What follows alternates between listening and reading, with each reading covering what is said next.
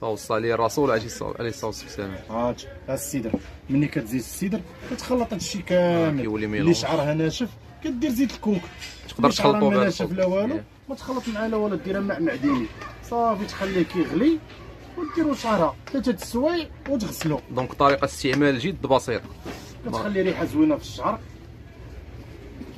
ما شاء الله. وكتعطي واحد اللمعان زوين. الناس اللي عندهم الشيب.